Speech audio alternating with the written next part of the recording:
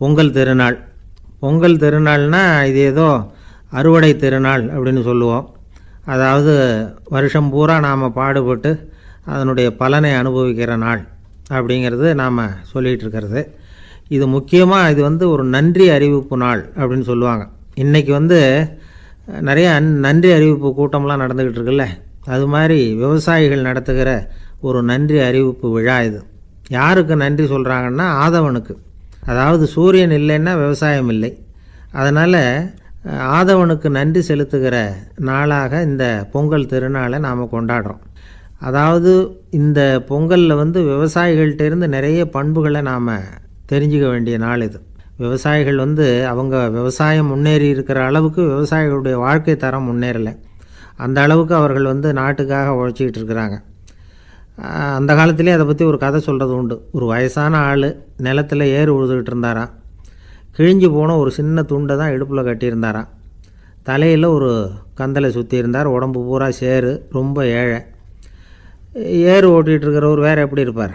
இருந்தாலும் அந்த ஆள் ரொம்ப ஜாலியாக பாட்டு பாடிக்கிட்டே ஏறு உழுதுகிட்டு இருந்தாராம். உடம்புல தான் அவர் ஏழையை தவிர மனசில் ஒரு ஏழையாக தெரியல. அந்த சமயத்தில் அந்த நாட்டு ராஜா அந்த பக்கமாக குதிரை மேலே வந்தாராம். வேட்டைக்கு போயிட்டு பரிவாரங்களோடு திரும்பி வந்துக்கிட்டு இருக்கிறார். ரொம்ப செல்வ செழிப்பில் இருக்கிற ராஜா அவர் இந்த வயசான விவசாயியை பார்த்துருக்கார்.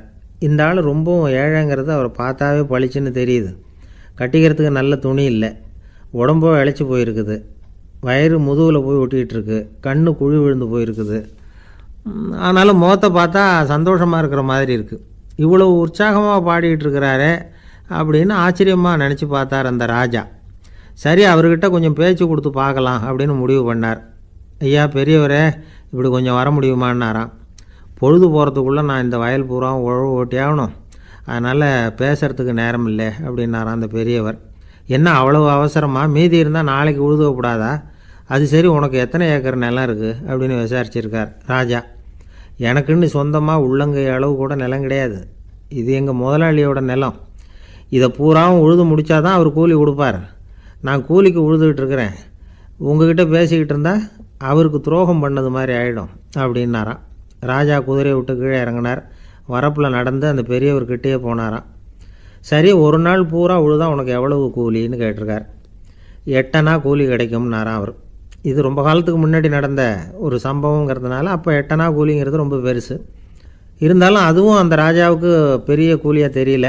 இவ்வளவு தானா, இதை வச்சுக்கிட்டு நீ எப்படி காலம் தள்ளுற அப்படின்னாராம். ஒன்றும் கவலை இல்லை அப்படின்னாராம் அவர். ராஜாவுக்கு ரொம்ப ஆச்சரியமாக போச்சு. 8 அணா கூலி வாங்குகிற இந்த ஆள் கவலை இல்லாமல் இருக்கிறார், ஏராளமான வசதியோடு இருக்கிறன்னா கவலை இல்லாமல் வாழ முடியலையே அப்படின்னு நினச்சி பார்த்துருக்கார்.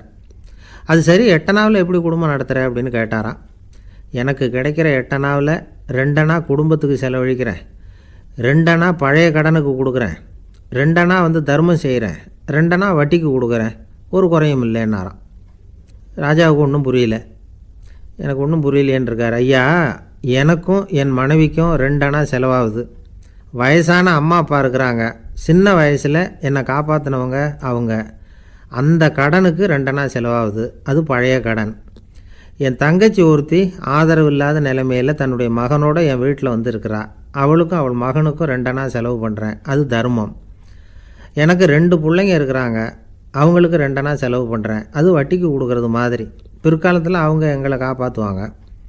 அந்த வகையில் நான் திருப்தியோடு வாழ்ந்துக்கிட்டு இருக்கிறேன் அப்படின்னாராம். ராஜாவுக்கு அர்த்தம் புரிய ஆரம்பிச்சுதான்.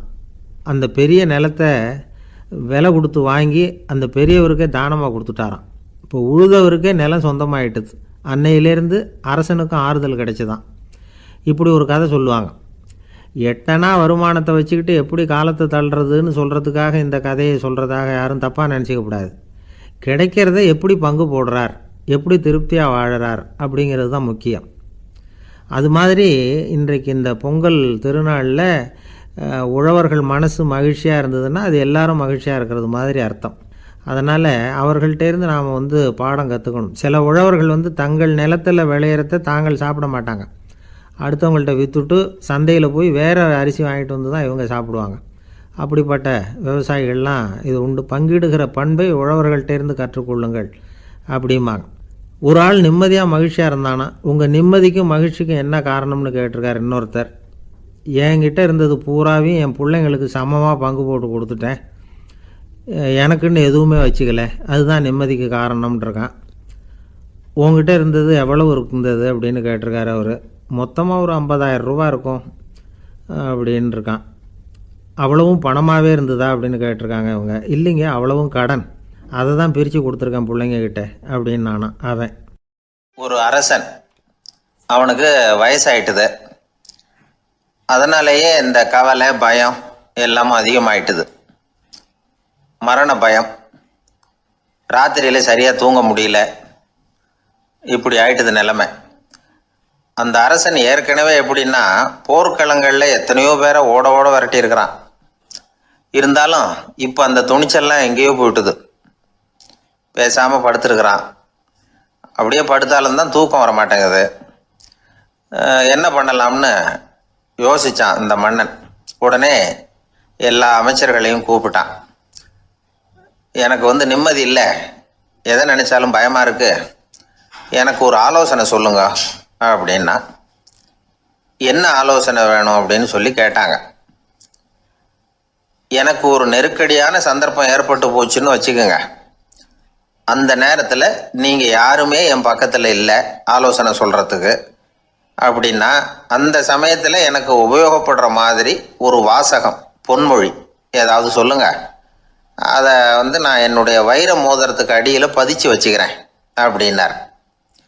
தேவைப்படுறப்போ உதவும் அப்படிங்கிறதுனால. அவர் போட்டிருந்த மோதிரமும் அதுக்கு தகுந்த மாதிரியே திறந்து மூடுறது மாதிரி அமைஞ்சிருந்தது. ஏதாவது வாசகம் எழுதுனா உள்ற வச்சுக்கலாம், அதுக்கான வசதி அதில் இருந்தது.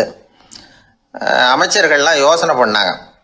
இது மாதிரி ராஜா கேட்குறாரு, என்ன வாசகம், அதாவது பொன்மொழி சொல்லலாம் அப்படின்னு எல்லாரும் யோசனை பண்ணாங்க. ஒருத்தருக்குமே சரியாக தோணலை, ஒரே குழப்பமாக இருந்தது. ஏன்னா நெருக்கடியான சமயத்தில் உபயோகப்படுறது மாதிரி ஒரு பொன்மொழி வேணும்னு சொல்லியிருக்கிறார். அப்படி இப்படி யோசித்து பார்த்தா ஒன்றுமே தோணலை. எல்லாரும் குழம்பிக்கிட்டு இருந்த நேரத்தில் ஒரு பெரியவர் அந்த பக்கமாக வந்தார். அவர் சொன்னார், நான் வேணும்னா அதுக்கு பொருத்தமாக ஒரு வாக்கியம் சொல்கிறேன், ஆனால் ஒரு நிபந்தனை. அதை யாரும் ரொம்ப ஆர்வம் காரணமாக அவசரப்பட்டு படிச்சிடக்கூடாது. அதை ரகசியமாக அந்த மோதிரத்துக்குள்ளே எழுதி வச்சுக்கணும். எப்போவாவது இக்கட்டில் மாட்டிக்கிற சமயத்தில் மட்டும் வேறு வழியே இல்லை அப்படிங்கிற நிலைமையில் மட்டும்தான் அதை திறந்து பார்க்கணும். அப்படி நீங்கள் இருக்கிறதா இருந்தால் நான் அதை சொல்கிறேன் அப்படின்னார் அந்த பெரியவர். சரின்னு ஒத்துக்கிட்டாங்க எல்லாரும். அதே மாதிரி அவர் ஒரு வாக்கியத்தை சொன்னார். அவர் சொன்ன வாக்கியத்தை ரகசியமாக மோதிரத்துக்குள்ளே பதிச்சு மூடியாச்சு. ராஜா அதை விரலில் மாட்டிக்கிட்டார். கொஞ்ச நாள் ஆச்சு. அந்த ராஜாவுக்கு ஒரு சோதனை வந்தது. என்ன சோதனைன்னா, அடுத்த நாட்டு மன்னன் படையெடுத்துக்கிட்டு வந்துட்டான். அவன் இவர்கிட்ட ஏற்கனவே தோற்று போனவன், ஒரு வெறியில் வந்திருக்கிறான். தோற்று போனவன் மறுபடியும் சண்டைக்கு வந்தால் எப்படி வருவானோ அப்படி வர்றான். ஒரு வெறியில் வந்தால் ஜெயிச்சுட்டான். என்னாச்சு, இவரோட நிலைமைன்னா நாட்டை இழந்துட்டார், எல்லாத்தையும் இழந்துட்டார். கடைசியாக ஒரு அடிபட்ட குதிரையில் ஏறி தப்பிச்சு போயிட்டார், வேறு வழி இல்லைன்னு. பின்னாடி துரத்திக்கிட்டு வராங்க. இவர் ஒரு மலை உச்சிக்கு போயிட்டார். அதுக்கும் அப்பால் போக முடியாது, ஏன்னா அந்த பக்கம் பயங்கர பள்ளம். உல்லாச பயணிகள் கண்டு கழிக்கிற இடம் அது. ஆனால் இவருக்கு அது சாவு பயணத்தின் வாசல், திரும்பவும் முடியாது. அவ்வளவு குறுகிய பாதை அது, வேறு வழியே இல்லை. இந்த நேரம் சூரிய ஒளி மோதிரத்தில் பட்டு மின்னிச்சு. உடனே இவருக்கு ஞாபகம் வந்தது. மோதிரத்தை திறந்து படிக்கிறார். அதில் இருந்த வாசகம், இந்த நிலையும் மாறிவிடும், this too will pass away. அவருக்கு ஒரு தைரியம் வந்தது. பின்னாடி வந்தவங்களும் திசை மாதிரி வேறு எங்கேயோ தேடி போயிட்டாங்க. அவங்க விரட்டிக்கிட்டு வரலன்னா இவ்வளவு அழகான ஒரு இடம் இருக்கிறதே எனக்கு தெரியாமல் போயிருக்குமேன்னு நினச்சார். இவ்வளவு அழகை ரசிக்கிறதுக்காக ஒரு நாட்டையே கூட இழக்கலாம்னு தோணுச்சு அவருக்கு. அமைதியாக அந்த அழகை ரசித்தார். எதிரிகள்லாம் எங்கேயோ போயிட்டாங்க. மன்னர் நாடு திரும்பினார். மறுபடியும் படைகளை திரட்டினார். கொஞ்ச நாளில் படை எடுத்துக்கிட்டு போனார். யாருக்கிட்ட தோற்று போனாரோ அவரையே வெற்றி கண்டு திரும்பி வர்றார். வரவேற்பு விழா பிரமாவப்படுது. ஆடல் பாடல் கோலாகலம். இதை பார்த்ததும் அந்த ராஜாவுக்கு தலைகால புரியல. நம்மளை இனிமேல் யாராலையும் ஜெயிக்க முடியாதுன்னு நினைச்சார். அகம்பாவம் லேசாக எட்டி பார்த்தது. இப்போ மறுபடியும் சூரிய ஒளிப்பட்டு மோதிரம் மின்னிச்சு. அதை திறந்து மறுபடியும் படிக்கிறார். இந்த நிலைமையும் மாறிவிடும், this too will pass away. அவ்வளவுதான். அவர் மனசு அடங்க ஆரம்பிச்சுட்டுது. ஆணவம் போயிட்டுது. இதிலேருந்து நாம் தெரிஞ்சுக்க வேண்டியது என்னென்னா, எந்த சூழ்நிலையிலையும் நாம் கவலைப்பட வேண்டியதில்லை. ஏன்னா இங்கே எதுவுமே நிரந்தரம் இல்லை. அந்த ராஜா மாதிரியே நம்ம ஆள் ஒருத்தன் ஒரு மோதிரம் போட்டிருந்தான், அதுக்குள்ளே அவன் எழுதி வச்சுருந்த வாசகம் எதுக்கும் கவலைப்படாதே அப்படிங்கிறது தான். ஒரு நாள் பயங்கரமான கவலையோடு உட்காந்துருந்தான். பக்கத்தில் இருந்தவங்க சொன்னாங்க, இது மாதிரி சந்தர்ப்பத்தில் தான் நீ உன் மோதிரத்தை திறந்து பார்க்கணும்னாங்க. இவனுக்கு கவலையோடு எரிச்சலும் சேர்ந்துக்கிட்டது. அது எப்படி முடியும், இப்போ திருட்டு போனது என்னோட அந்த மோதிரம் தானே அப்படின்னு சொல்லிவிட்டு தலையில் கை வச்சுட்டு உட்காந்துட்டான். இப்படிலாம் சொல்கிறது உண்டு. இருந்தாலும் நாம் எந்த சூழ்நிலையிலையும் கவலைப்பட வேண்டியதில்லை அப்படிங்கிற உண்மையை புரிஞ்சுக்கணும். அப்படி கவலையை வெல்றதுக்கான வழி தெரிஞ்சுட்டதுன்னா வாழ்க்கையில் வெற்றி நிச்சயம். குடும்பத்தில் ஒருத்தர் அனுசரிப்பு தன்மைங்கிறது ரொம்ப அவசியம். கணவன் மனைவின்னா அனுசரித்து போகணும்னு சொல்லுவாங்க. அதாவது ஒரு கணவன் அதுக்காக தான் அந்த காலத்துலலாம் ஒரு வீட்டுக்கு மாப்பிள்ளை தேடுறதுங்கிறது ஒரு பெரிய குடும்பத்தை நிர்வகிக்கிற அளவுக்கு ஒரு கணவனாக வரக்கூடிய எப்படி இருக்கணும் அப்படின்னா, அந்த காலத்தில் புலி வேட்டைக்கு போகணும். ஒரு பொண்ணுக்கு மாப்பிள்ளை தேடுறதுன்னா நம்ம தமிழ் பழக்கம் என்னென்னா, காட்டுக்கு போய் ஒரு புலியை வேட்டையாடிட்டு வரணும். அந்த புலி பல்லு அல்லது நகத்தை கொண்டுட்டு வரணும் அந்த இளைஞன். அதை வீட்டில் கொடுப்பான். அதை தான் கட்டி அதை இதாக கட்டுவாங்க, மாலையாக போடுவாங்க, தாலியாக கட்டுவாங்க. அதாவது வீரம் இருக்கா பையனுக்குன்னு பார்ப்பாங்க. ஒரு பொண்ணு வேணும்னா நீ முதல்ல வீட்டுக்கு பொண்ணு கேட்க போகக்கூடாது, காட்டுக்கு போகணும். போய் புலியை கொண்டு வா, அதுக்கப்புறம் தான் உனக்கு பொண்ணு அப்படின்னு சொல்லுவாங்க. இப்போவெல்லாம் ஏன் போகிறது இல்லைன்னா, இப்போலாம் ஒருத்தனை காட்டுக்கு போய் புலிப்பல் கொண்டு வான்னா புலி தான் மாப்பிள்ளையாக வரும். அதனால தான் இப்போ போகிறதில்ல யாரும் காட்டுக்கு. அப்போ பெண்களும் ரொம்ப வீரமாக இருந்தாங்க. பெண்கள் மூலம் அந்த காலத்தில் எப்படின்னா, முறத்தாலேயே புலியை துரத்துவாங்களாம். நம்ம பழைய பாட்டிலெல்லாம் பார்த்துருப்பீங்க, முறத்தால் புலியை விரட்டினாங்கன்னு வரும் பழைய பாட்டை. அந்த அளவுக்கு பெண்களுக்கு வீரம். இப்போ கல்யாணம் ஆகி இந்த காலத்தில் ஒரு கணவனை விரட்டிட்டு வந்தாங்களாம் முறத்தை எடுத்துக்கிட்டு. ஒரு மனைவி அவன் பயந்துட்டு வெளில ஓடி வரான். பின்னாடி முறத்தை எடுத்துகிட்டு அந்த அம்மா ஓடி வருது.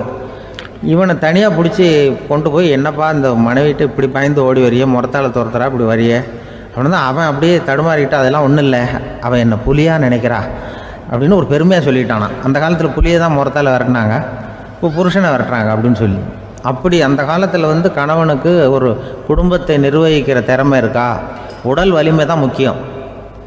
இப்போ கூட மதுரை பக்கத்தில் ஐயாவுக்கு தெரியும், அந்த இளவட்டக்கல்லுன்னு ஒரு ஊர் எல்லையில் கிடக்கும். ஊர் எல்லையில் ஒரு பெரிய கல் கிடக்கும். அந்த ஊருக்கு பொண்ணு கேட்க போகிறவங்க அந்த கல்லை தலைக்கு மேலே தூக்கி காட்டணும். அப்படியே தூக்கி தலைக்கு மேலே வசதி கீழே போடணும். அந்த வலு இருந்தால் தான் நீங்கள் அந்த ஊருக்குள்ளேயே போகலாம், பொண்ணு கேட்குறதுக்கு போகலாம். இல்லைன்னா நீ திரும்பி போக வேண்டியதான். அந்த வலிமை இருக்கா மாப்பிள்ளைன்னு பார்க்குறாங்க. இளவட்டக்கல்லுன்னு பேர். அப்போ என்ன பண்ணாங்கன்னா, ஒரு 1000 வருஷத்துக்கு முன்னாடி அந்த கல்லை தலைக்கு மேலே தூக்கி கீழே போடுவாங்களாம். ஒரு 500 வருஷத்துக்கு முன்னாடி அப்படி கொஞ்சம் தூரம் இடுப்பு அளவுக்கு தூக்கி கீழே போட்டுக்கிட்டு இருந்துருக்குறாங்க. அதுக்கப்புறம் ஒரு 100 வருஷத்துக்கு முன்னாடியெல்லாம் அப்படி முழங்கால அளவுக்கு அப்படி தூக்கி போட்டால் போகிறோம்னு வச்சுருந்தாங்களாம். இப்போ நான் அந்த ஊருக்கு என் கூட பழனிசாமின்னு ஒருத்தர் இருக்கார். அவர் போய், உனக்கு எப்படிப்பா இந்த ஊரில் கல்யாணம் ஆச்சு அப்படின்னா, இப்போலாம் நாங்கள் தொட்டு கும்பிட்டா போகிறோம், அதை அசைக்கிறது கூட இல்லை. அப்படி ஆகிட்டுது. ஒரு குடும்பத்தை கணவனாக வரப்போகிறவனுக்கான தகுதி அந்த காலத்தில் அப்படி இருந்துதான். அப்படி கணவன் தேர்ந்தெடுக்கிறது, குடும்ப தலைவனை தேர்ந்தெடுக்கிறது ஒரு பெரிய காரியம். ஒரு பெரிய செல்வந்தர் போட்டி வச்சாராம். ஒரு நீச்சல் குளம், அதில் யார் வேணாலும் குதித்து அந்த பக்கம் போய் கரையேறலாம். அந்த நீச்சல் குளத்தில் விஷப்பாம்புலாம் கிடக்கு. யார் துணிஞ்சி அந்த விஷப்பாம்பு இருக்கிற குளத்தில் குதித்து அந்த பக்கம் போய் கரையேறானோ அவனுக்கு ஒரு 100 ஏக்கர் நிலம் கொடுப்பேன்.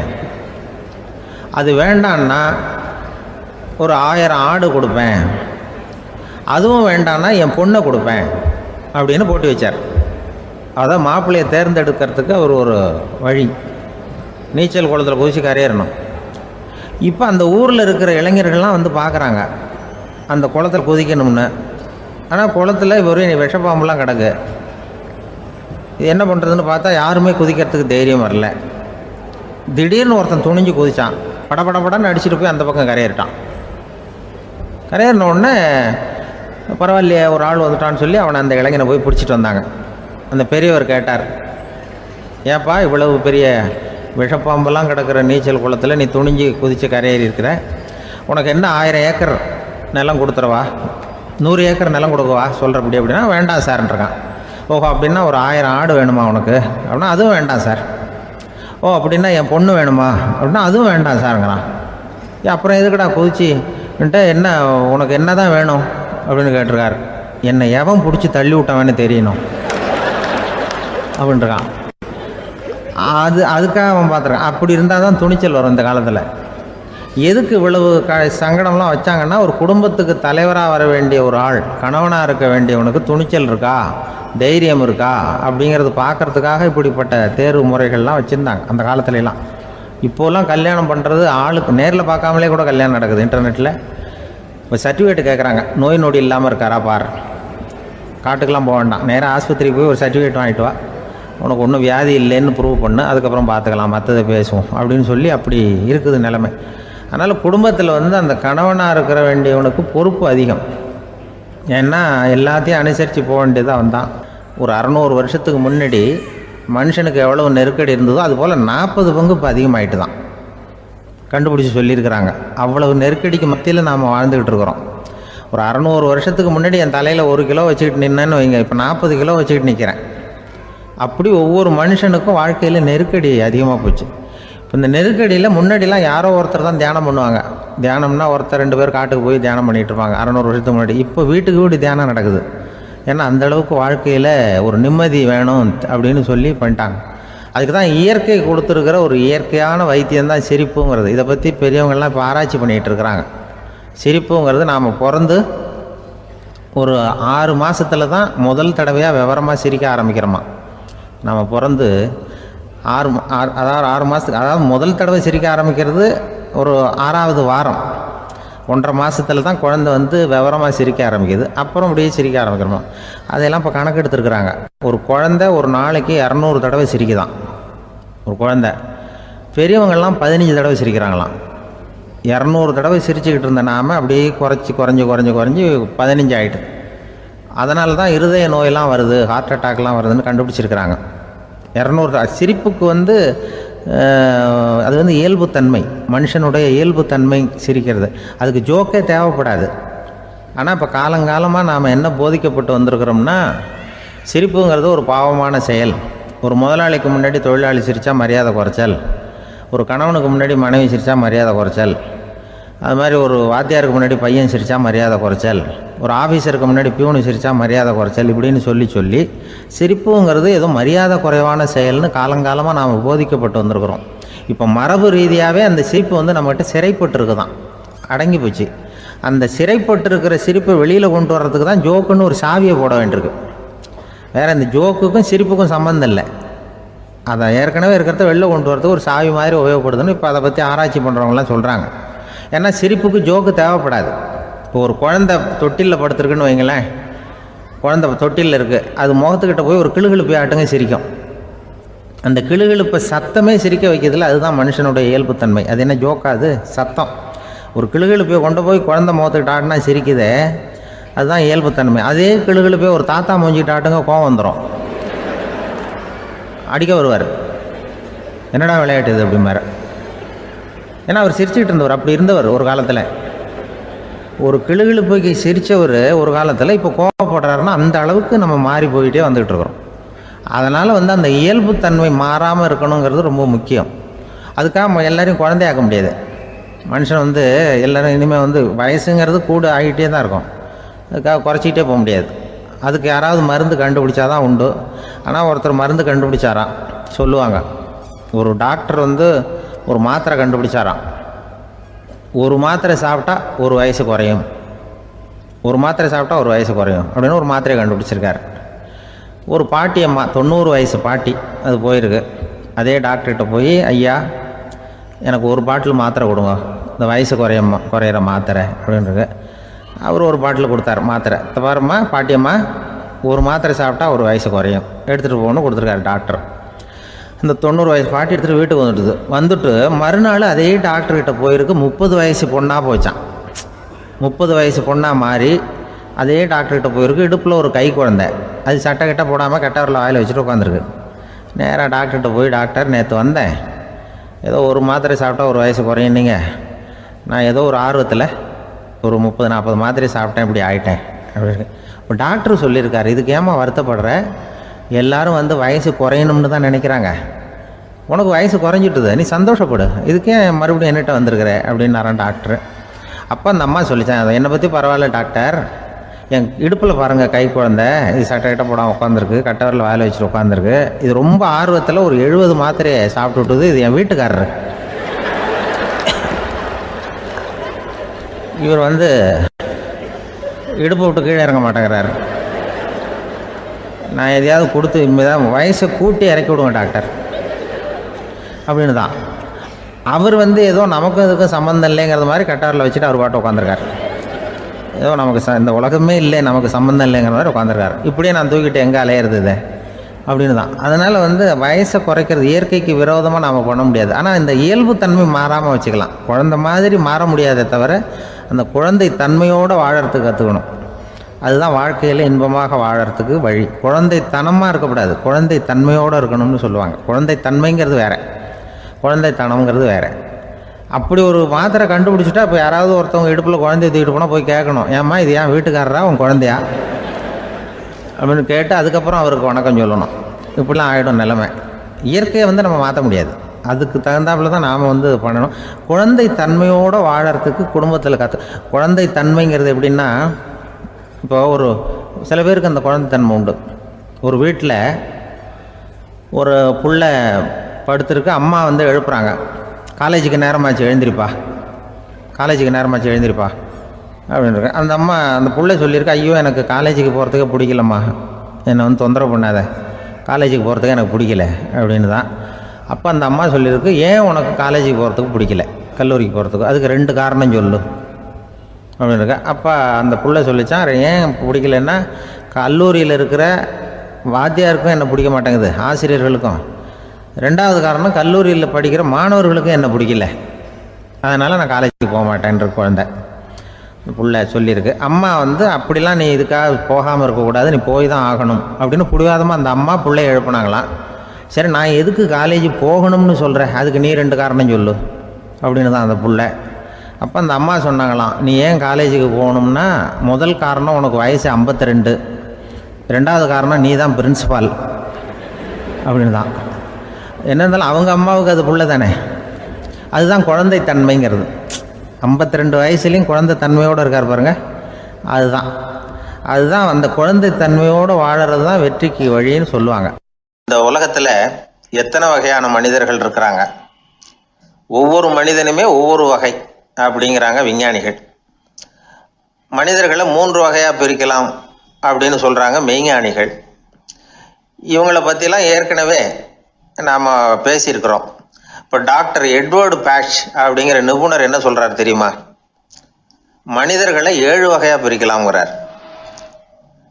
மனிதர்களின் மனநிலை அடிப்படையில் அவங்கள 7 விதமாக வகைப்படுத்துகிறார் அவர். சரி, அது என்ன 7 வகை? முதல் வகை என்னன்னா, பயந்த குணம் உள்ளவங்க. சார் ரொம்ப பயந்த சுபாவம், வீட்டில் கூட வாயே திறக்க மாட்டார், சாப்பிட போகிறப்ப மட்டும்தான் கொஞ்சம் வாயை திறப்பார், அப்புறம் மூடிக்குவார் அப்படின்னு சில பேரை பற்றி நாம் பேசிக்கிறது உண்டு.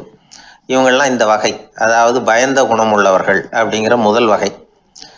சரி, 2வது வகை என்னன்னா, சஞ்சலப்படுகிறவர்கள், எதுக்கு எடுத்தாலும் கலக்கம், குழப்பம், இப்படியே காலம் தள்ளிட்டு இருப்பாங்க. பல பேர் பார்த்துருப்பீங்க. அவங்கெல்லாம் இந்த வகை.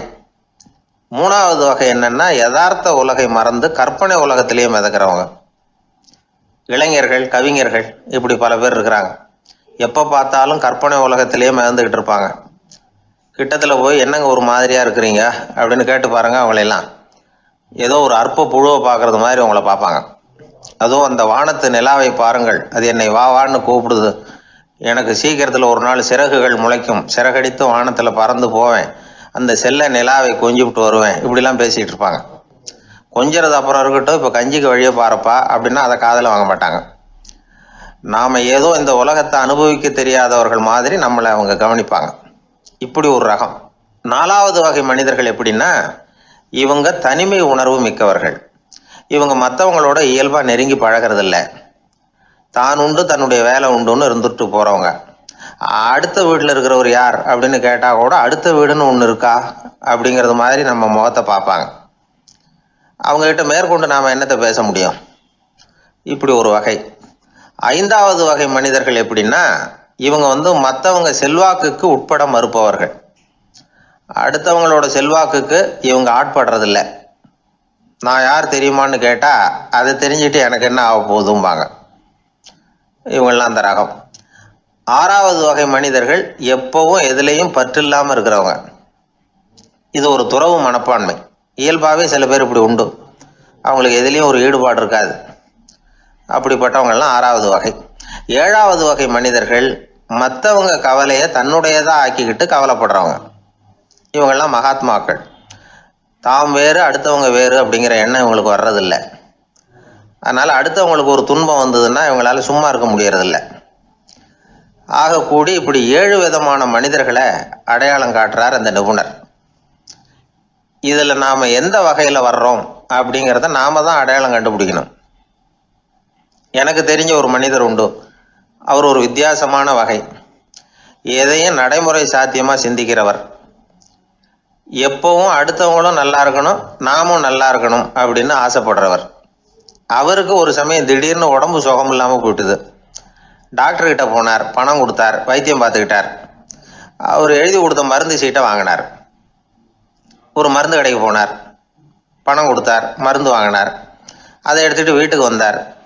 அதுக்கப்புறம் அந்த மருந்து அவர் சாப்பிட்ணும்ல, சாப்பிடவே இல்லை, அப்படியே சும்மா வச்சுட்டார். அவரை பார்த்து கேட்டேன், ஏன் சார் இப்படி பண்ணுறீங்க?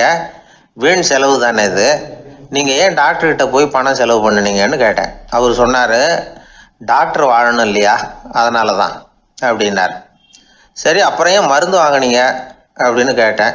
மருந்து கடைக்காரர் வாழணும் இல்லையா, அதனால தான் அப்படின்னார். சரி, அப்புறம் ஏன் வாங்கின மருந்து சாப்பிடாம வச்சுட்டீங்க அப்படின்னதுக்கு, நான் வாழணும் இல்லையா, அதனால தான் அப்படின்னார். இவர் வாழ்க்கையை புரிஞ்சுக்கிட்டவர். இப்படி வாழ்க்கையை புரிந்து கொண்டு வாழ தெரிஞ்சுக்கணும். எந்த வகை மனிதர் நாம் அப்படிங்கிறத புரிஞ்சுக்கிட்டு வாழ்ந்தோம்னா வாழ்க்கையில் வெற்றி நிச்சயம். என்ன சார் உங்கள் பையன் என்ன செஞ்சுக்கிட்டு இருக்கிறான் இப்போ அப்படின்னு கேட்டார் ஒருத்தர். அடிக்கடி கண்ணாடி முன்னாடி நின்று அழகு பார்த்துக்கிட்டு இருக்கிறான் சார் அப்படின்னார் அப்பா. இளம் பருவம் இப்படி தான் இருக்கும், அதையெல்லாம் சாதாரணமாக நினச்சிடாதீங்க அப்படின்னாரு அவர். என்ன சார் சொல்கிறீங்க, கண்ணாடி முன்னாடி நின்றுக்கிட்டு நேரத்தை வீணாக்கிக்கிட்டு இருக்கான், அதை ஒரு பெரிய விஷயமா நான் நினைக்கணுமா அப்படின்னாரு இவர். இளம் பருவத்தில் இளைஞர்களுக்கும் சின்ன பொண்ணுங்களுக்கும் அடிக்கடி கண்ணாடியில் பார்க்கணும்னு தோணும். அது வெறுமனே அழகு பார்க்கறது மட்டும் இல்லை, அவங்க தங்களையே தேடி கண்டுபிடிக்கிற ஒரு முயற்சி அது. இது ஒரு மனோதத்துவ விளைவு. இது வரைக்கும் சின்ன பிள்ளையா இருந்துட்டோம், இனிமேல் நாமளும் மற்றவங்க மாதிரி மனிதர்கள் தான் அப்படிங்கிற உணர்வு அவங்களுக்கு வருது. தங்களோட முகம் எப்படி இருக்குது, அழகு எப்படி இருக்குது, உடம்பு நேரம் எப்படி இருக்குது, முடி எப்படி இருக்குது அப்படிங்கிறதையெல்லாம் கண்டுபிடிக்கிறாங்க. அதுக்கப்புறம் இன்னொரு ஆணோ பொண்ணோ தன்னை கவனிக்கணும் அப்படின்னு நினைக்கிறாங்க. இதெல்லாம் மனோதத்துவ உண்மைகள், இதெல்லாம் இயற்கை. இதை பார்த்துட்டு பெற்றவங்க பிள்ளைங்க கெட்டு போட்டாங்க அப்படின்னு நினைக்கக்கூடாது, அவங்கள திட்டிக்கிட்டே இருக்கக்கூடாது. இன்னைக்கு பல குடும்பங்களில் இதுதான் நடந்துகிட்டு இருக்குது. மனுஷ வாழ்க்கையிலேயே இப்படியும் இல்லாத அப்படியும் இல்லாத ஒரு பருவம் இளம் பருவம். 13லேருந்து 19 வயசுக்கு உட்பட்ட ஆண்கள் பெண்கள் இந்த வகையை சேர்ந்தவங்க, டீனேஜ் குரூப். இவங்களை சின்னவங்கன்னு நினச்சிட முடியாது, பெரியவங்கன்னு நினச்சிட முடியாது. இவங்க ரொம்ப சென்சிட்டிவ். சமூகம் நினச்சா இவங்களை நல்லவங்களாகவும் ஆக்கலாம், கெட்டவங்களாகவும் ஆக்கலாம். கொஞ்சம் அக்கறை எடுத்துக்கிட்டால் பெரிய பெரிய மேதைகளையும் விஞ்ஞானிகளையும் உருவாக்கலாம். ஆனால் நடக்கிறது என்ன தெரியுமா, அநேகமாக இவங்களை யாருமே சரியாக புரிஞ்சுக்கிறது இல்லை, இவங்களை சரியாக நடத்துறதும் இல்லை. இது வரைக்கும் நாம் சொல்கிறத கேட்டுக்கிட்டு இருந்தான், இப்போல்லாம் அவன் இஷ்டத்துக்கு நடக்க ஆரம்பிச்சுட்டான் அப்படின்னு வருத்தப்படுற பெற்றோர்கள் அதிகம். இது வருத்தப்படுற விஷயம் இல்லை, சந்தோஷப்பட வேண்டிய விஷயம். உங்கள் புள்ள சொந்தமாக யோசிக்க ஆரம்பிக்கிறதும் நடந்துக்க ஆரம்பிக்கிறதும் ஒரு தப்பான விஷயமா? அவன் கடைசி வரைக்கும் உங்கள் பேச்சையே கேட்டுக்கிட்டு இருக்கணுங்கிறது என்ன நியாயம்? இன்னைக்கு இளைஞர்களை பெரியவங்க தப்பாக புரிஞ்சுக்கிட்டு தவறாக நடத்துறதுனால தான் அவங்களுக்கு வெறுப்பு, எரிச்சல், மனக்கசப்பு எல்லாம் உண்டாகுது. பெற்றவங்க சரியாக மதிக்கிறது இல்லை அப்படிங்கிற ஒரே காரணத்தினாலேயே வீணாக போகிற பிள்ளைங்க இன்றைக்கி அதிகம். சரி, பெற்றவங்களுக்கு இன்றைக்கி என்ன தான் புத்தி சொல்ல வர்றீங்க அப்படின்னு கேட்குறீங்களா? நாம் எதையும் சொல்ல வரல, ஆனால் அது சம்பந்தமான சில நிபுணர்கள் சொல்லியிருக்கிறத உங்கள் காதில் போட்டு வைக்கலாம். அது என்னென்னா, பிள்ளைங்க கிட்ட அன்பு செலுத்துங்க. குழந்தையா இருந்தப்போ எவ்வளவு பாசமாக இருந்தீங்க, வளர வளர அதை ஏன் குறைச்சிக்கிறீங்க? பெற்றவங்களின் அன்பான வார்த்தைகளுக்கு ஏங்குறவங்க தான் இன்றைய இளைஞர்கள். அவங்க எதை சொன்னாலும் அதை அக்கறையாக காது கொடுத்து கேளுங்க, அலட்சியப்படுத்தாதீங்க. அவங்க விரும்புறது உங்ககிட்ட இருந்து ஒரு மதிப்பு, மரியாதை, அங்கீகாரம், இவ்வளவுதான். அவங்க அவங்களாவே முடிவுகள் எடுக்கட்டும், அதுக்கு நீங்கள் உதவியாக இருங்க, அது போதும். மற்றவங்க முன்னாடி, முக்கியமாக அவங்க நண்பர்கள் முன்னாடி அவங்கள பற்றி மட்டமாக பேசாதீங்க. அவங்கக்கிட்ட பொய் சொல்லக்கூடாது.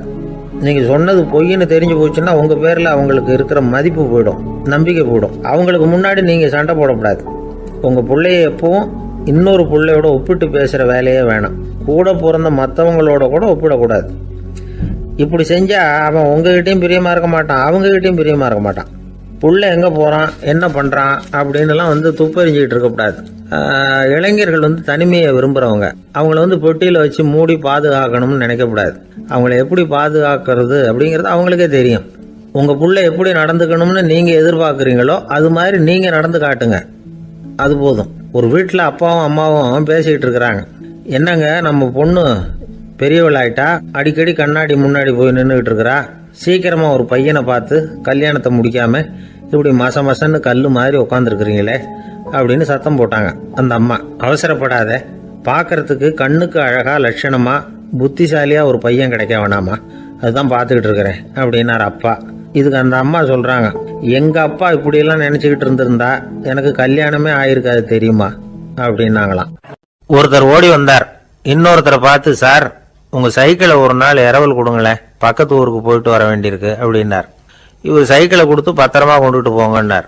சார் இதை பத்திரமா கொண்டு போகிறேன், கவலையே வேணாம், ஏன்னா இது உங்களோட சைக்கிள் அப்படின்னு நான் நினைக்கல, என்னோட சைக்கிளாக நினைக்கிறேன் அப்படின்னார். அதுக்கப்புறம் தான் இவருக்கு உண்மையாகவே பயம் வந்துட்டுது. ஏன்னா அவர் சொன்னது மாதிரி அதை தன்னோட சைக்கிளாகவே நினச்சி தள்ளிட்டு போட்டா என்ன பண்ணுறது? எது எதை நம்முடையதா நினைக்கணுங்கிறதுக்கு ஒரு வரையறை இருக்கு. சில பேர் ஆபீஸையே வீடா நினைச்சு விடுறது உண்டு. அப்படிப்பட்டவங்க கூட வீட்டை ஆபீஸா நினைக்கிறது இல்லை. ஏன்னா வீட்டில் இவர் ஆபீஸரா நடந்துக்க முடியறதில்லை. இதெல்லாம் ஒரு பக்கம் இருக்கட்டும், இப்போ விஷயத்துக்கு வருவோம். பொறியியல் மேதை டாக்டர் விஸ்வேஸ்வரையா இருந்தார் இல்லையா, பாரத ரத்னா விருதெல்லாம் கொடுத்தாங்களே. ஆபீஸ் வேலை வேற, சொந்த வேலை வேற அப்படிங்கிறதுக்கு ஒரு உதாரணமா இருந்தவர் அவர். மைசூர் மகாராஜா கிட்ட திவானா இருந்தார். அவர் ஒரு நாள் அரசாங்க வேலை காரணமா வெளியூர் போயிருந்தார். ஹாசன்கிற ஊருக்கு பக்கத்துல ஒரு பயண மாளிகை, அங்க தங்கிவிட்டார். ராத்திரி அங்க தங்கி இருந்துட்டு விடிஞ்சதும் ஊருக்கு திரும்புறதாக திட்டம். ராத்திரி தூங்கறதுக்கு ரொம்ப நேரம் ஆயிட்டுது. ரொம்ப நேரம் வரைக்கும் அரசாங்க சம்பந்தப்பட்ட வேலைகளையே பார்த்துக்கிட்டு இருக்கிறார். அரசாங்க ஃபைல்கள் நிறைய இருந்தது. அதையெல்லாம் ஒவ்வொன்றா எடுத்தார், படிச்சு பார்த்தார், பரிசீலனை பண்ணார். அது அதில் எழுத வேண்டியதை எழுதினார், கையெழுத்து போட்டார். ஒரு வழியாக அந்த வேலையெல்லாம் முடிஞ்சுது. அதுக்கப்புறம் என்ன பண்ணார்னா, தன்னுடைய சூட்கேஸை திறந்தார். அதிலிருந்து 2 மெழுகுவத்தியை எடுத்து கொளுத்தி வச்சார். அந்த பயண மாளிகையில் அது வரைக்கும் எரிஞ்சுக்கிட்டு இருந்த மின்சார விளக்குகளை அணைச்சுட்டார். அதுக்கு பிறகு அந்த மெழுகுவத்தி வெளிச்சத்தில் சில புத்தகங்களை தொடர்ந்து படிக்க ஆரம்பிச்சிட்டார். அந்த பயண மாளிகையில் பணியாளராக இருந்தவர் இதை பார்த்துட்டு ஓடி வந்தார். மறுபடியும் மின் விளக்கு போடுறதுக்காக போனார். விஸ்வேஸ்வரையா அதை பார்த்துட்டு போட வேணாம்ட்டாராம். இது வரைக்கும் நான் அரசாங்க அலுவல்களை கவனிச்சுக்கிட்டு இருந்தேன், அதனால மின் விளக்குகள் அப்போ எரிஞ்சதுல தப்பு இல்லை. இப்போ நான் புத்தகம் படிச்சுக்கிட்டு இருக்கேன், இது என்னுடைய சொந்த வேலை, இங்கே இருக்கிற மின் விளக்கு அதுக்காக ஏன் எரியணும் அப்படின்னு கேட்டாராம். இப்போ இருக்கிற சில அரசு பணியாளர்கள்கிட்ட இந்த சம்பவத்தை பேச்சோட பேச்சா சொல்லி பார்த்தேன். அவங்களால இதை ஜீரணிக்கவே முடியல. நேர்மை தேவைதான் சார், அதுக்காக அவ்வளவு தூரத்துக்கு அது தேவையா அப்படிங்கிறாங்க. விஸ்வேஸ்வரையா அப்படி பண்ணினது தான் ஒரு நேர்மையாளர் அப்படின்னு இந்த உலகத்துக்கு நிரூபிக்கணுங்கிறதுக்காக இல்லை. தான் அப்படி நடந்து காட்டினா தன்னை சுற்றி இருக்கிறவங்களும் அதை கேள்விப்படுறவங்களும் முடிஞ்ச அளவுக்கு பொது வாழ்க்கையில் அரசு பணியில் நேர்மையை கடைபிடிக்க முயற்சி பண்ணலாமே அப்படிங்கிறதுக்காகத்தான். இப்போவும் சில பேர் இருக்கிறாங்க, இவங்க ஆஃபீஸ் வேற வீடு வேறன்னு நினைக்கிறது இல்லை, அவ்வளவு உரிமை. ஒருத்தர் அப்படிதான், அவருக்கு அவசரமாக 5000 ரூபாய் தேவைப்பட்டது. ஆஃபீஸு பணத்தை எடுத்துக்கிட்டார். அந்த நேரம் பார்த்து ஆடிட் வந்துட்டுது, ஆப்பிட்டுக்கிட்டார். விசாரணை நடக்குது. அவர் சொல்றார், சார் நான் நேரம் காலம் பார்க்காம ஆஃபீஸில் வேலை செய்வேன், ஏன்னா அதை என்னோட ஆஃபீஸாக நினைக்கிறேன். அவசரத்துக்கு அந்த பணத்தை எடுத்தேன், மறுபடியும் வச்சுடலாம்னு தான் இருந்தேன், அதுக்குள்ளே இப்படி ஆயிட்டுது. நீங்கள் என்ன நினைச்சாலும் சரி, நான் ஆஃபீஸ் வேற வீடு வேற அப்படின்னு நினைக்கிறது இல்லை, அது என்னோட சுபாவம் அப்படின்னார். விசாரணை பண்ணவர் தீர்ப்பு வழங்கினார். உங்க சுபாவத்துக்கு மதிப்பு கொடுத்து நானும் தீர்ப்பு வழங்குறேன். நீங்க கொஞ்ச நாள் ஜெயிலில் இருந்துட்டு வாங்க, அது உங்களுக்கு கஷ்டமா இருக்காதுன்னு நினைக்கிறேன். ஏன்னா அங்க போனாலும் நீங்க உங்க சுபாவப்படி வீடு வேற ஜெயில் வேறன்னு நினைக்க மாட்டீங்க அப்படின்னாராம்.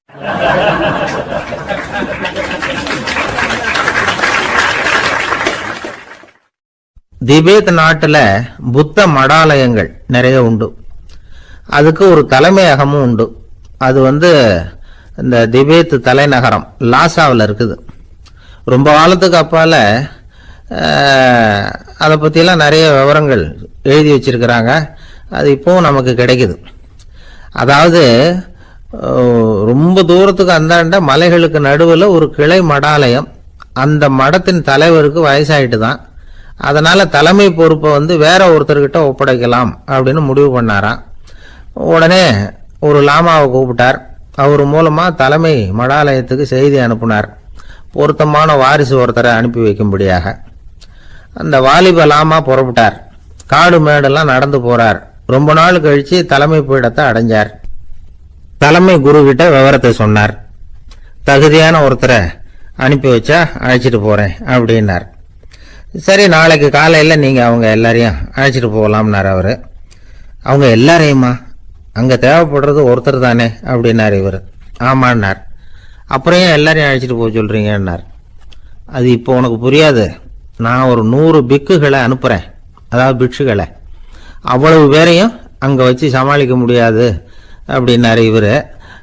இருந்தாலும் இப்போ அந்த தலைமை குரு என்ன சொன்னார்னா, அதை பற்றி கவலைப்படாத, நான் 100 பேரை அனுப்புகிறேன். அதில் 99 பேர் வழியிலேயே காணாமல் போடுவாங்க, ஒருத்தன் மட்டும்தான் வருவான். அவனும் அங்கே சேர்ந்துட்டானா நீ ரொம்ப கொடுத்து வச்சவன் அப்படின்னார். இவருக்கு ஒன்றும் புரியல. இருந்தாலும் மறுநாள் அந்த வாலிப லாமா 100 பேரை அழைச்சிக்கிட்டு புறப்பட்டார். போகிற வழியிலேயே பல பேர் அங்கங்கே பிச்சுக்கிட்டு போட்டாங்க. அவர் சொன்னது மாதிரியே வழியில் அவங்க ஊர்கள் இருந்தது தான் காரணம். அப்பா அம்மாவை பார்த்துட்டு வரேன் அப்படின்னு கொஞ்சம் பேர் போனாங்க. சொந்த பந்தத்தை பார்த்துட்டு வரேன் அப்படின்னு கொஞ்சம் பேர். ஒரு வாரம் ஆச்சு. இப்போ மிஞ்சினது 10 பேர் தான். வழியில் ஒரு நகரம். அங்கே சில பிட்சுக்கள் சந்திச்சாங்க. எங்கள் மடத்து தலைவர் இறந்துட்டார், உங்களில் யாராவது ஒருத்தர் எங்களுக்கு தலைவராக முடியுமா அப்படின்னு கேட்டாங்க. 10 பேரும் தயார். அதில் ஒருத்தரை அழைச்சிக்கிட்டு அவங்க போயிட்டாங்க. இன்னொரு ஊரில் சில பேர் வந்தாங்க, வழி மறிச்சாங்க. நில்லுங்க, எங்கள் மன்னர் மகளுக்கு திருமணம், அதை நடத்தி வைக்க 3 லாமாக்கள் தேவை அப்படின்னாங்க. இப்படி கொஞ்சம் கொஞ்சமாக எல்லாரும் காலி. கடைசியில் 2 பேரும் மிஞ்சினாங்க. அங்கே ஒரு இளம்பெண் எதிரில் வந்தா. எங்கள் அப்பா வேட்டைக்கு போயிருக்கிறாரு, இன்னும் திரும்பி வரல. வீட்டில் வேற யாரும் இல்லை, தனியாக இருக்க பயமாக இருக்குது, யாராவது ஒருத்தர் எனக்கு துணையாக இருக்கணும் அப்படின்னு கேட்டுக்கிட்டா. எங்கள் 2 பேரில் நீயே ஒருத்தரை தேர்ந்தெடுத்துக்கோ, இல்லைன்னா எங்களுக்குள்ள சண்டை வந்துடும் அப்படின்னாங்க. இப்போ மிஞ்சினவர் ஒருத்தர். அவருக்கும் ஒரு சோதனை வந்தது. ஒரு தர்க்கவாதி எதிரில் வந்தான். உன்னோட வாதம் பண்ணணும்னா. இவனோட வாதம் பண்ணுறேன், அது முடிய ரொம்ப காலம் ஆகலாம். தர்க்கத்தில் நான் ஜெயிச்சா அங்கே வரேன், இல்லைன்னா இவருடைய சீடன் ஆயிடுவேன் அப்படின்னார் அவர். கடைசியாக அழைக்க வந்த வாலிபலாமா மட்டும் வெறும் கையோடு திரும்பி போனார். அங்கே இருந்த வயசான மடாதிபதி கேட்டார், எத்தனை பேர் அங்கேருந்து புறப்பட்டீங்கன்னார். என்னையும் சேர்த்து 101ன்னார் அவர். நல்லது, நீயாவது திரும்பி வந்திய, அதுதான் எனக்கு போதும். ஏன்னா நீ தான் எனக்கு உண்மையான வாரிசு. அந்த 100 பேரில் யாரும் வரமாட்டாங்க அப்படின்னார் அவர். ஏன்னா அவருக்கு தெரியும் இவர் ஒருத்தர் தான் திரும்பி வருவாருங்கிறது. திபேத்தில் ஒரு பழங்கால பழமொழி உண்டாம், 100 பேர் செல்லலாம், எப்பொழுதாவது ஒருவன் அபூர்வமாக அடைய வேண்டிய இடத்தை அடைவான். இதுதான் அந்த பழமொழி. ஒரு உன்னதமான இலக்கை அடையணும்னா அது அவ்வளவு சுலபமான காரியம் இல்லை. இந்த காலத்து மடாலயம் ஒன்று, அதில் ஒரு தலைவர், அவருக்கு வயசாயிட்டுது, தனக்கு ஒரு வாரிசை நியமிக்கணும் அப்படின்னு ஆசைப்பட்டார். ரொம்ப கஷ்டப்பட்டு ஒருத்தரை பிடிச்சார். தனக்கு வாரிசா நியமிச்சுட்டு அவர் சமாதி ஆயிட்டார். புதுசாக பொறுப்பேற்றுக்கிட்டவர் அப்படியே உட்காந்துருந்தார். அவரை தேடிட்டு பத்திரிகை நிருபர்கள்லாம் வந்தாங்க, கேட்டாங்க. அவர் உங்கள் பொறுப்பில் அவர் பெரியவர் விட்டுட்டு போன இது எவ்வளவு சுமாராக தேரும், எவ்வளவு விட்டுட்டு போனார் அப்படின்னு கேட்டிருக்கிறாங்க. அது என்ன ஒரு 50 லட்சம் இருக்கும் அப்படின்னாராம். அவ்வளவும் பணமா அப்படின்னு கேட்டிருக்காங்க. இல்லைங்க, கடன் அப்படின்னாராம் இவர்.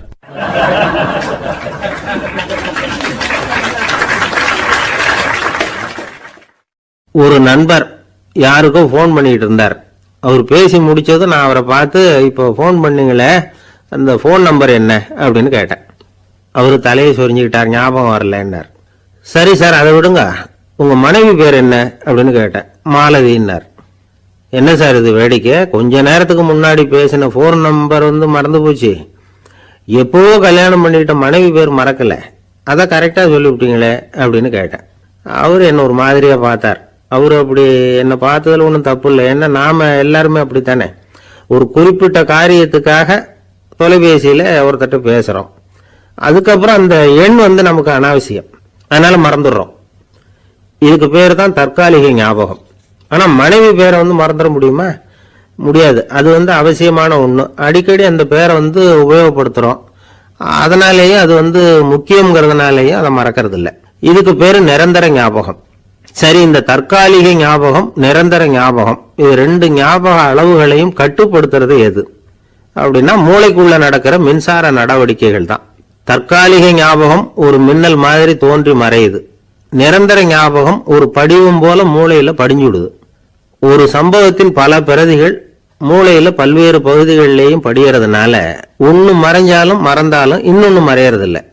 இப்படிப்பட்ட நிலைமையில தான் இந்த தொண்டையில இருக்கு, வாயில வரமாட்டேங்குது சார் அப்படிமா.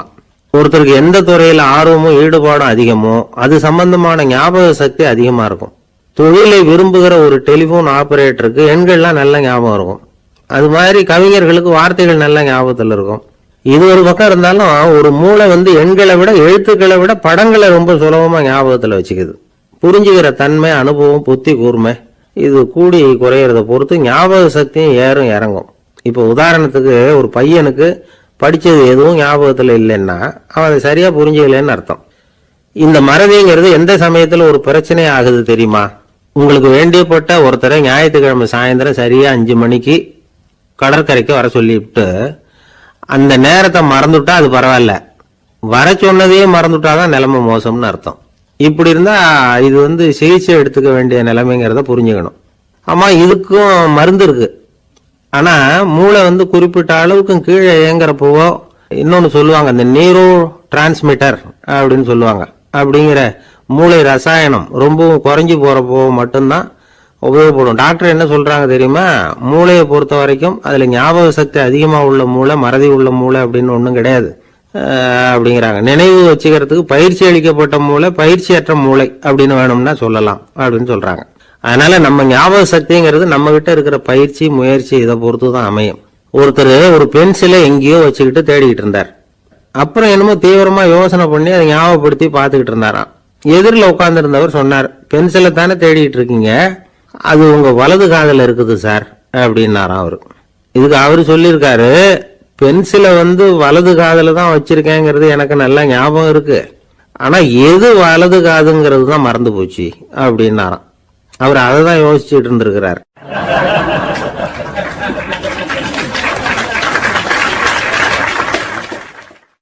காலை நேரம், கடற்கரை ஓரம், காலை வீசிக்கிட்டு கையை வீசிக்கிட்டு ஏதோ சண்டைக்கு போற சிப்பாய் மாதிரி எல்லாரும் நடந்து போயிட்டு இருக்கிறாங்க.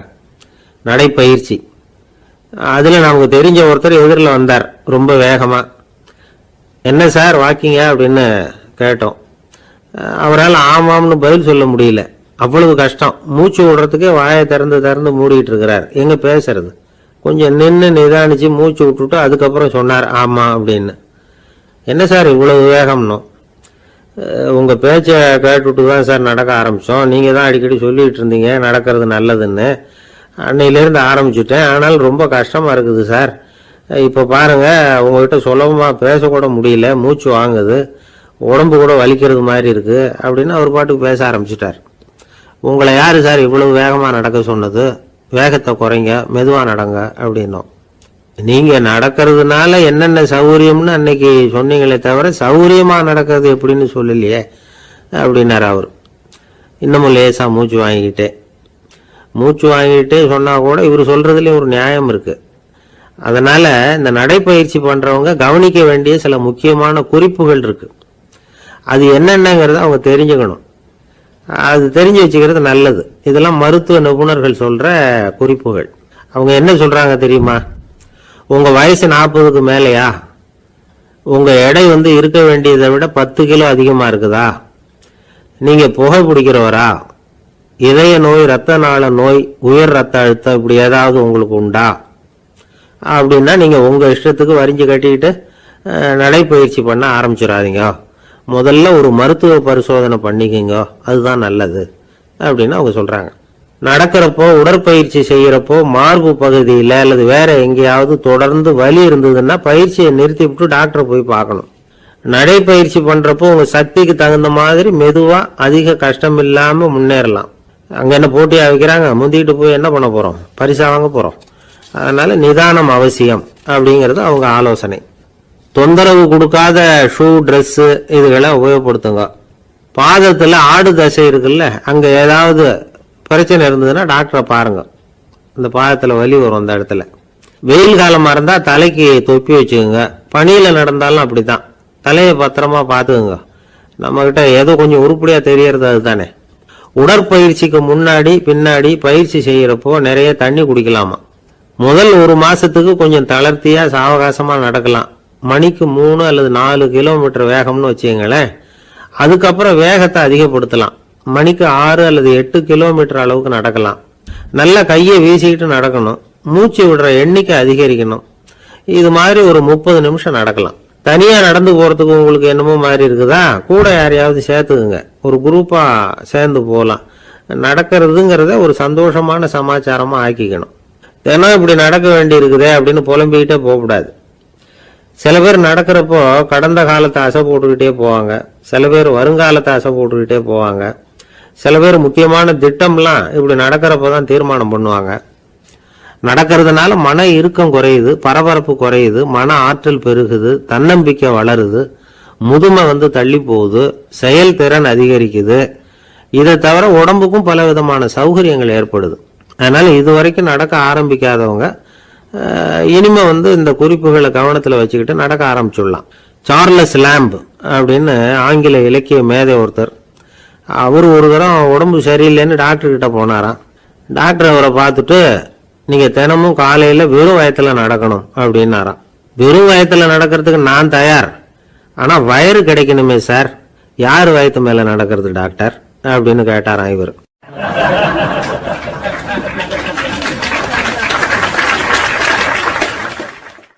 எனக்கு ஒரு உதவி செய்யணும் அப்படின்னு நம்மளை பார்த்து ஒருத்தர் கேட்கிறாருன்னு வச்சுங்களேன். உடனே நாம அவரை பார்த்து என்ன உதவின்னு கேட்போம்.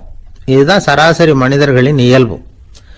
ஆனா ஒருத்தர் எனக்கு ஒரு உதவி செய்யணும் அப்படின்னு கேட்ட உடனே என்ன உதவின்னு கூட கேட்காம சரி செய்யறேன் அப்படின்னு ஒத்துக்கிறது இருக்கு பாருங்க, அது கொஞ்சம் அபூர்வம். அந்த காலத்துல ஒருத்தர் இருந்தார். அவர் எப்படி தெரியுமா, உதவி கேட்கிறவங்க நல்லவங்களா கெட்டவங்களா அப்படின்னு கூட பார்க்கல, தனக்கு நன்மையா தீமையா அப்படின்னு கூட பார்க்கல, உதவி செய்யறேன்னு புறப்பட்டுட்டார். அவர் யார் தெரியுமா, அவர் தான் நல சக்கரவர்த்தி. அவர் மாதிரி நாமும் உதவி கேட்கிறவங்களுக்கு உடனே உதவி செய்யறதுக்கு தயாரா இருக்கணும் அப்படின்னு சொன்னார் ஒரு ஆன்மீக பேச்சாளர். நல சரித்திரத்தை அவர் சொல்லிட்டு இருந்தார். இந்திரன், அக்னி, வருணன், யமன் இவங்க 4 பேரும் நலனை பார்த்து எங்களுக்கு நீ உதவி செய்யணும், எங்களுக்காக நீ தூது போகணும் அப்படின்னு கேட்குறாங்க. யாருக்கிட்ட தூது போகணும், என்ன காரியத்துக்காக போகணும் அப்படின்னு கேட்கணும்ல. நலன் அப்படி கேட்கவே இல்லை, உடனே சரின்னு ஒத்துக்கிறான். அதுக்கப்புறம் அவங்க விவரம் சொல்றாங்க, என்ன உதவி, யாருக்கிட்ட தூது போகணும் அப்படிங்கிற விவரத்தை சொல்றாங்க.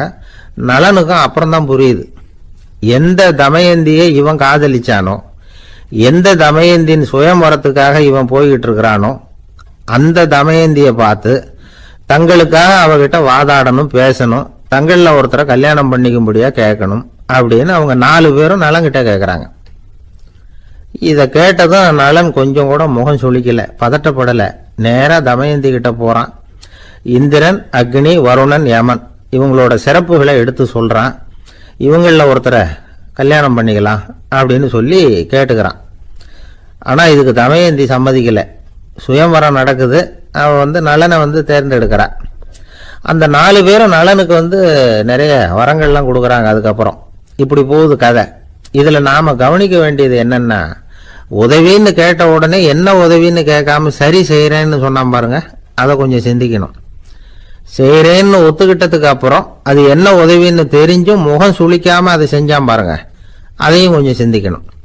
நம்மால் ஒருத்தர் ஒரு நண்பனை தேடி போனா, எனக்கு ஒரு உதவின்னா சரி சொல்லுன்னா, இப்போ உங்ககிட்ட 2 கார் இருந்தா என்ன பண்ணுவேன்னா, உடனே அதுல ஒன்ன உங்ககிட்ட கொடுத்துருவேன்னா அவன் உங்ககிட்ட 2 பங்களா இருந்தால் என்ன பண்ணுவேன்னா அதில் ஒன்று உங்ககிட்ட கொடுத்துருவேன்னா, உங்ககிட்ட 2 பேனா இருந்தால் என்ன பண்ணுவேன்னா அதில் ஒரு பேனாவை உங்ககிட்ட கொடுக்க மாட்டேன்னா அவன். ஏன்டா அப்படி சொல்கிறேன்னா, ஏன்னா இப்போ நிஜமாவே என்கிட்ட 2 பேனா இருக்கு, அதனால் அப்படி சொல்கிறேன் அப்படின்னு நானா அவன்.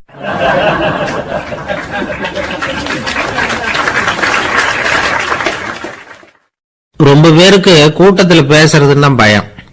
நமக்கு ஒன்றும் தெரியாதுன்னு மற்றவங்க நினைச்சிடக்கூடாதுங்கிற எண்ணம் தான் இதுக்கு காரணம். ரொம்ப முக்கியமான ஒரு கூட்டம்னா பயம் அதிகமாக இருக்கும். முக்கியமானவங்க எல்லாம் வருவாங்களே, அவங்கெல்லாம் நம்மளை பற்றி மட்டமாக நினைச்சிருவாங்களே அப்படிங்கிற பயம் வந்துடும். ஆனால் மேடை பேச்சுங்கிறது அவ்வளவு கடினமான ஒரு காரியம் இல்லைங்கிறாங்க அது சம்பந்தமான நிபுணர்கள். யாரும் பேச்சாளர் ஆகலாம், இது ஒன்றும் பெரிய கிஃப்ட் கிடையாது அப்படின்னு அவங்க சொல்றாங்க. நீங்க ஒரு சிறந்த பேச்சாளர் ஆகணுமா அப்படின்னா அதுக்குன்னு சில ஆலோசனைகளை சொல்லி வச்சிருக்கிறாங்க அனுபவசாலிகள். முதல் ஆலோசனை என்னன்னா, உங்க பேச்சு எளிமையா இருக்கணும்.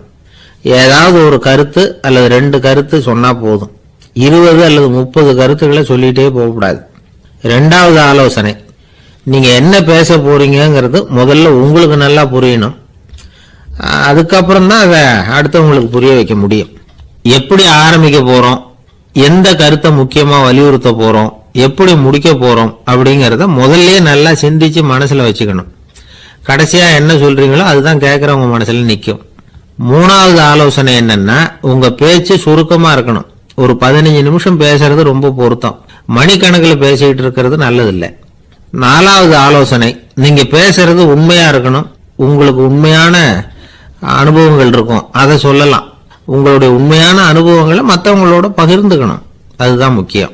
5வது ஆலோசனை, ஆரம்பத்தில் கொஞ்ச நேரம் உங்களை பற்றியும் எதிரில் உள்ளவங்களை பற்றியும் சம்பந்தப்படுத்தி ஏதாவது பேசி ஒரு நெருக்கத்தை ஏற்படுத்திக்கணும்.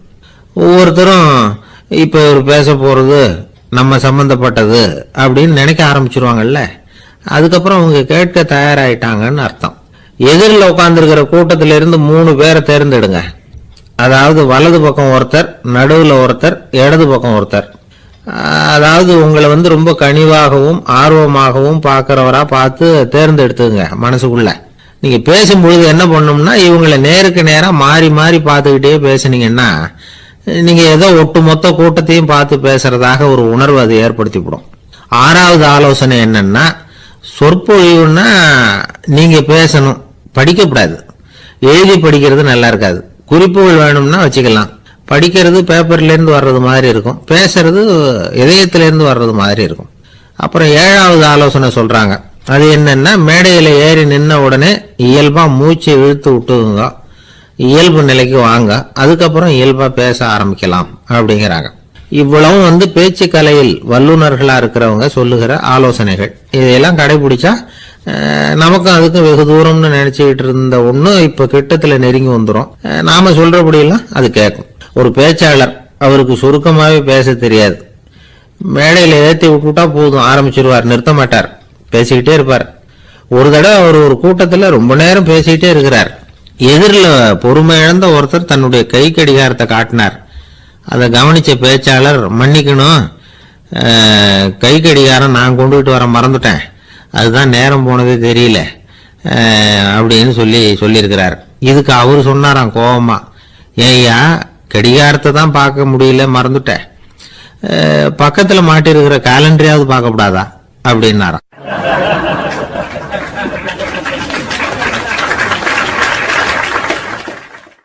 கப்பல் கடல்ல போயிட்டு இருக்கு. புயல், சூறாவளி, அலையெல்லாம் பெருசு பெருசா ரொம்ப உயரமா உண்டாகுது. கடுமையான காற்றிலேயும் வேகமான அலைகள்லேயும் சிக்கி அந்த கப்பல் தடுமாறுது. திசை மாறி போச்சு. எந்த பக்கம் போயிட்டு இருக்கிறோம்னே தெரியல. அந்த கப்பலை செலுத்திக்கிட்டு இருந்த மாலுமி ரொம்ப சாமர்த்தியமா செயல்பட்டார். தன்னுடைய அறிவாற்றலையும் திறமையையும் முழுமையா பயன்படுத்தினார். அந்த கப்பலை கட்டுப்படுத்தினார். மெதுவா அந்த சூறாவளியிலிருந்து கப்பலை காப்பாத்தி கரைக்கு கொண்டுட்டு வந்து சேர்த்துட்டார். மாலுமின்னு ஒருத்தர் இருந்ததுனால அந்த மரக்கலம் காப்பாற்றப்பட்டது. மாலுமின்னு ஒருத்தர் இல்லைன்னு வச்சுக்குங்க, அந்த கப்பலோட கதி என்னவா இருக்கும் யோசிச்சு பாருங்க. ஒரு கோபக்காரனுடைய நிலைமையும் அப்படித்தானா. கோபக்காரன்கிறவன் ஒரு மாலுமி இல்லாத மரக்கலம் அப்படிங்கிறார் நபிகள் நாயகம். கொந்தளிக்கிற கடல்ல கொடுமையான அலைகளின் உச்சியில அல்லல் படுகிற மரக்கலத்தை விட மோசமானது கோபக்காரனின் நிலைமை அப்படிங்கிறது அவருடைய கருத்து. அது மாதிரி இதுன்னு சொல்லல, அதை விட மோசம் இது அப்படிங்கிறார். ஏன் தெரியுமா?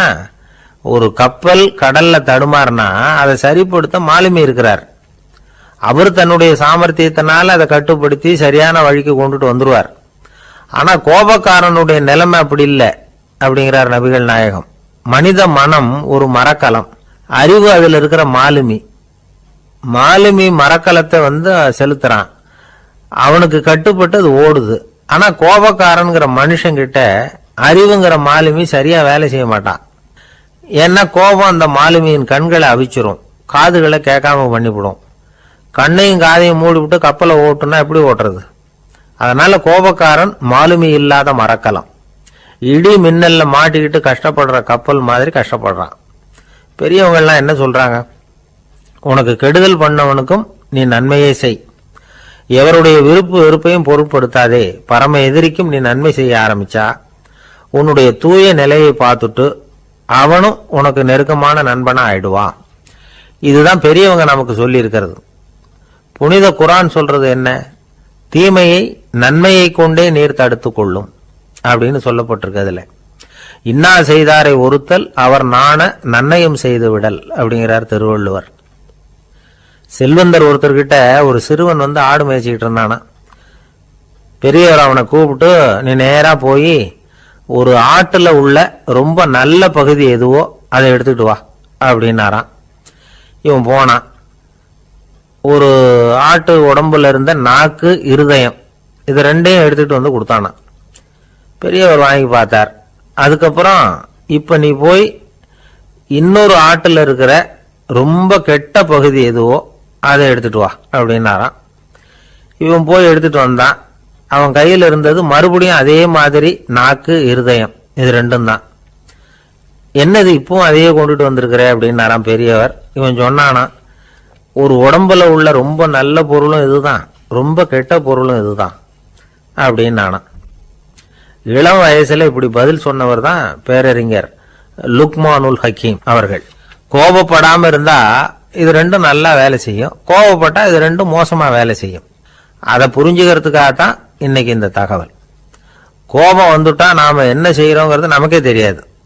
ஒருத்தர் டாக்டர் கிட்ட போனார் அவசரமா. டாக்டர், எனக்கு இப்ப கடுமையான கோப வெறி, எனக்கு கண்ணு மண்ணு ஒன்னும் புரியல, உடனடியாக அதை கட்டுப்படுத்தணும், உடனே இதுக்கு ஏதாவது ஒரு மாத்திரை கொடுங்க ப்ளீஸ் அப்படின்னார். அந்த டாக்டரும் உடனே ஒரு மாத்திரையை கொடுத்து, இதை உடனே போடுங்க, நான் தண்ணி கொண்டுட்டு வரேன்னு உள்ள போனார். தண்ணியோடு திரும்பி வந்தார். இவரு சொன்னார், டாக்டர், நீங்க கொடுத்த மாத்திரை ரொம்ப பெருசா இருந்தது, இருந்தாலும் கஷ்டப்பட்டு முழுங்கிட்டேன்னார். டாக்டர் சந்தேகத்தோட மேசையை பார்க்கிறார். பார்த்தா மாத்திரை அங்கேயே இருக்குது, பேப்பர் வெயிட்ட காணல.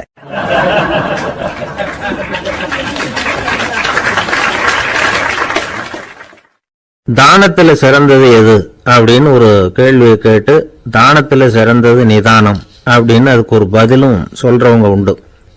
நிதானம் ரொம்ப அவசியம், அதுவும் இன்றைய உலகத்துக்கு ரொம்ப அவசியம். இன்னைக்கு உலகம் ரொம்ப பரபரப்பா போயிட்டு இருக்குது. பொறுமையா இருக்கணும்னு நினைக்கிறவங்களால கூட அப்படி இருக்க முடியறதில்ல. பொறுமையை சோதிக்கிறது மாதிரி பல சம்பவங்கள், அதையெல்லாம் சந்திச்சே தீர வேண்டி இருக்குது. எங்க போனாலும் கியூல நிக்க வேண்டி இருக்குது, எங்க போனாலும் காத்துக்கிட்டு இருக்க வேண்டி இருக்கு. ஆபீஸ்லயோ வீட்லயோ கூட நீங்க நிதானமா பொறுமையா நடந்துக்க தெரியலன்னா உங்களுக்கு சிடுமூஞ்சி, முசுடு இப்படிலாம் பேர் வச்சிருவாங்க. அது உங்களுக்கு தேவையா? சரி, வாழ்க்கையில் பொறுமைசாலின்னு பேர் வாங்கறதுக்கு என்ன வழி? முதல் பாயிண்ட், நீங்க நினைக்கிறது, எதிர்பார்க்கறது, செய்யறது எல்லாமே 100% கரெக்டா நடக்கணும்னு ஆசைப்படக்கூடாது. எதுவா இருந்தாலும் அதுல ஓரளவுக்கு தவறு நடக்கலாம் அப்படிங்கறத எதிர்பார்த்தே இருக்கணும். ஓரளவுக்கு அதை அனுமதிக்கணும். ஒரு நண்பரை 6 மணிக்கு ஒரு இடத்துக்கு வர சொல்லி இருக்கிறீங்க, 6 மணிக்கு அவர் வரல, உடனே பொறுமை இழந்து நடந்துக்க கூடாது. ஒரு 10 நிமிஷம் டிலே ஆகலாம். ஒரு வர்ற வழியில பஸ்ஸு கூட ஏதாவது டிராபிக்ல மாட்டிருக்கலாம். அதெல்லாம் எதிர்பார்த்தே கொஞ்சம் காத்திருக்கிறதுல ஒன்றும் தப்பு இல்லை. சில சமயம் டிலே ஆகிறது கூட நல்லதா முடியும். ஒரு பஸ்ஸை தவற விட்டுட்டு, ஐயோ கொஞ்சம் ஒரு 2 நிமிஷம் முன்னாடி வந்திருந்தா பிடிச்சிருக்கலாமே அப்படின்னு தவிச்சுக்கிட்டு இருப்பாங்க சில பேர். அடுத்தபடியா வர்ற பஸ் நேரடியா நீங்க போக வேண்டிய இடத்துக்கே கொண்டு போய் விடுற பஸ்ஸா கூட இருக்கலாம். அது உங்களுக்கு முன்னாடி தெரியாதுல்ல. சில நெருக்கடியான சூழ்நிலைகளை தமாஷா எடுத்துக்கிறதுக்கு பழகிக்கணும். சில இடங்களுக்கு போகிறப்ப காத்திருக்கிறதுக்கு நம்ம மனசை தயார்படுத்திக்கிட்டே போகணும். ஒரு ரயிலுக்கோ பஸ்ஸுக்கோ அல்லது விமானத்துக்கோ கப்பல் பிரயாணத்துக்கோ போகிறப்போ அங்கே போய் நீங்கள் மணிக்கணக்கில் கூட காத்துக்கிட்டு தான் இருக்கணும். புறப்படுற நேரம் கூட மாறலாம். நீங்கள் போய் சேர்ந்ததும் அது உடனே புறப்படணும்னு கட்டாயமாக என்ன? அது மாதிரி சமயத்தில் படிக்கிறதுக்குன்னு சில சுவாரஸ்யமான புத்தகங்களையும் கையில் எடுத்துக்கலாம். உங்களை சுற்றி எவ்வளவோ சுவாரஸ்யமான சம்பவங்கள் நடந்துக்கிட்டு இருக்குதுல்ல, அதையெல்லாம் வேடிக்கை பாருங்கள். எதுக்காக காத்துக்கிட்டு இருக்கிறோமோ அந்த காரியத்தில் உண்மையாகவே நமக்கு ஒரு அக்கறை இருந்தால் நமக்கு போர் அடிக்காது. சில கோயில்களில் பார்த்துருப்பீங்க, தரிசனத்துக்காக பக்தர்கள் நாள் கணக்கில் காத்துக்கிட்டு இருப்பாங்க. அவங்களெலாம் அழுத்துக்கிறது இல்லை. ஆண்டவனை தரிசிக்கணுங்கிற உண்மையான அக்கறை இருக்கிறதுனால அவங்களுக்கு போர் அடிக்கிறது இல்லை. ஆனால் சில சினிமா தியேட்டரில் கூட பார்க்கலாமே, சினிமா கியூ கூட அப்படி தான். சாயந்தரம் 6 மணி ஆட்டத்துக்கு காலம்பரம் 6 மணிக்கே போய் கூட காத்துக்கிட்டு இருப்பாங்க. அவங்களுக்கெல்லாம் போர் அடிக்காது, படம் பார்க்குற ஆர்வம். இன்னொரு முக்கியமான விஷயத்த நாம் பழக்கப்படுத்திக்கணும். லிவ் ஃபார் தி மூமெண்ட் அப்படிங்கிறாங்க நிபுணர்கள். ரொம்ப பேர் எப்படின்னா அடுத்தபடியாக நடக்க போகிற விஷயத்திலேயே கவனமாக இருப்பாங்க. அந்த நினைப்புலேயே இந்த நிமிஷத்தை பொறுமை இல்லாமல் கழிப்பாங்க. ஒருத்தர் இருக்கார், அவர் எப்படின்னா ஆஃபீஸ் முடியறதுக்குள்ளேயே சார் 5 மணிக்கெல்லாம் ரெடியாக இருங்க, நாம் அந்த ஹோட்டலில் போய் டிஃபன் சாப்பிட்ணும் அப்படின்னு 4 மணிலேருந்து சொல்லிகிட்டு இருப்பார். 4:55 பரபரப்பாக ஓடி வருவார். 2 பேரும் புறப்படுவோம், ஹோட்டலுக்கு போவோம், சாப்பிட்டுக்கிட்டு இருப்போம். அப்படி சாப்பிட்டுக்கிட்டு இருக்கிறப்ப சார் சாப்பிட்டு முடித்ததும் நேராக ஒரு ஜவுளி கடைக்கு போகிறோம் அப்படிம்பார். பரபரக்க சாப்பிட்டு முடிப்பார், புறப்படுவார். ஜவுளி கடையில் அவசரமாக சீக்கிரம் பில் போடுங்க சார், சினிமாவுக்கு நேரம் ஆகிடும்பார். சினிமா தியேட்டரில் உட்காந்து அடுத்தபடியாக எங்கே டின்னர் சாப்பிட்றதுன்னு யோசனை பண்ணிகிட்டு இருப்பார். ராத்திரி படுக்கையில் விழுந்ததுக்கு அப்புறமும் நாளைக்கு காலையில் எழுந்திரிச்சதும் அதை பண்ணணும் இதை பண்ணணும்னு திட்டம் போட்டுக்கிட்டே இருப்பார். அதாவது எப்பவும் அடுத்த நிமிஷம், அடுத்த நாள், அடுத்த வாரம், அடுத்த வருஷம், இதுதான் அவங்க சிந்தனை. இந்த நிமிஷம் என்ஜாய்மெண்ட்டை அவங்க இழந்துடுறாங்களாம். அதனால தான் வாழ்நாள் பூரா பொறுமையின்மை, அவஸ்தை, அல்லல். அதனால் நாம் எல்லாரும் வாழ்க்கையில் நிதானமாக இருக்கிறதுக்கு கற்றுக்கணுமா. அதுக்காக இந்த நிதானத்துக்கு வேறு விதமான அர்த்தம் பண்ணிக்கக்கூடாது. ஒருத்தர் அப்படித்தான் ஒரு தடவை அவருடைய குதிரை காணாமல் போயிட்டு தான். அதுக்காக அவர் கவலைப்படல, நிம்மதியாக இருந்தார், சந்தோஷமாக இருந்தார். என்ன சார் இது, உங்கள் குதிரை திருட்டு போயிட்டுதுங்கிறீங்க, நீங்கள் கவலைப்படாமல் இருக்கிறீங்களே அப்படின்னு கேட்டாங்களாம். அதுக்கு அவர் சொல்லியிருக்கார், நல்ல வேலை சார், கட்டியிருந்த குதிரை